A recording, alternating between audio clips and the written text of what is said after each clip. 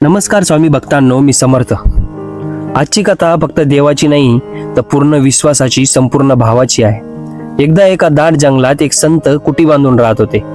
वर्षानुवर्ष तपस्या, जप, आराधना आणि ते भगवान श्रीकृष्णांचे परम भक्त होते. पण तरी त्यांना अजून प्रभूंचे दर्शन काय झाले नव्हतं. तरी सुद्धा ते रोज मनाने एकच भावनेने म्हणायचे, आज नाही तर उद्या प्रभू नक्की भेटतील. एके दिवशी त्या जंगलात एक शिकारी आला. त्याला कुणीतरी सांगितलं होतं, या जंगलात मोठमोठे प्राणी आहेत. शिकार शोधत शोधत त्याला त्या संताची कुटी दिसली. त्याने दरवाजा ठोठावला. बाबाजी, थोडं पाणी मिळेल का? काही थोडंफार खायला मिळेल का? ते बाबाजी बाहेर आले. त्यांनी विचारलं, बाळा, तू कोण आहेस? शिकारी अगदी प्रामाणिकपणे म्हणाला, मी शिकारी आहे, शिकार करायला आलोय. बाबाजी शांतपणे हसले. शिकाऱ्याने उलट विचारलं, तुम्ही कोण? तुम्ही काय करता इथं? बाबाजी म्हणाले, मी सुद्धा शिकारच करतोय.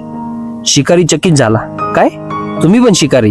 बाबाजी म्हणाले, हो, पण माझी शिकार अजून काय मला सापडलेली नाही. मी वर्षानुवर्षे तिची वाट बघतोय. शिकारी उत्साहात म्हणाला, असं कसं काय? माझ्याकडे खूप अनुभव आहे. कसं दिसतं तुमचं शिकार? बाबाजी क्षणभर थांबले आणि म्हणाले, सावळं सलोन.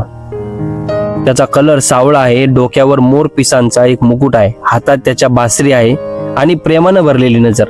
हे बोलताच बाबाजींचे डोळे भरून आले, अश्रू वाहू लागले. शिकारी पण भावूक झाला. तो म्हणाला, बाबाजी, आज मी प्रतिज्ञा करतो की जोपर्यंत तुमचं शिकार सापडत नाही तोपर्यंत मी ना अन्न घेईन ना पाणी. आणि तो त्या दाट जंगलात निघून गेला. मोठ्या झाडावर चढून त्याने जाळं टाकून त्या शिकारची वाट बघू लागला.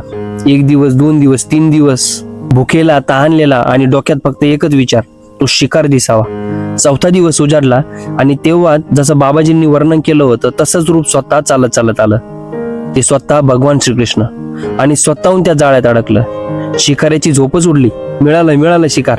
तो आनंदात जाळं खांद्यावर टाकून बाबाजींच्या कुटीकडे धावला. बाबाजी, तुमचं शिकार मिळालं. दार उघडलं आणि बाबाजींच्या समोर साक्षात श्रीकृष्ण उभे. बाबाजी पायावर कोसळले. प्रभू, इतकी वर्ष तपस्या केली तरी तुम्ही मला नाही भेटले, पण यालाच कस काय भेटले? श्रीकृष्ण हसून म्हणाले, याचे भाव तुझ्यापेक्षा अधिक संपूर्ण होते बाळा. तुझ्या तपस्येत कधी ना कधी विचार येत होते, पण याच्या मनात 4ही दिवस एकही विचार नव्हता. फक्त माझी प्रतीक्षा होती. स्वामी भक्तांनो, इथे स्वामींची आठवण येते. स्वामी म्हणतात, जिथे भाव संपूर्ण तिथे देवही अपूर्ण राहत नाही. जर तुमचा भाव खरा असेल तर देवाला पण यावंच लागतं. ही गोष्ट फक्त अध्यात्मापुरती नाही तर ही खऱ्या आयुष्यात सुद्धा तुम्हाला खूप लागू पडते. जर तुमचं लक्ष, तुमचा भाव, तुमची मेहनत जर एकाच दिशेने असेल तर ते तुम्हाला हवंय ते नक्की मिळतं. स्वामी भक्तांनो, आयुष्यात किती संकट आली तरी घाबरू नका. पांडवांसारखं धैर्य ठेवा, कारण श्रीकृष्णासारखा सारथी कधी ना कधी नक्कीच येतो.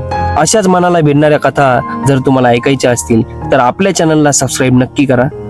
चला, पुन्हा भेटूया एका नवीन कथेसोबत. तोपर्यंत श्री स्वामी समर्थ.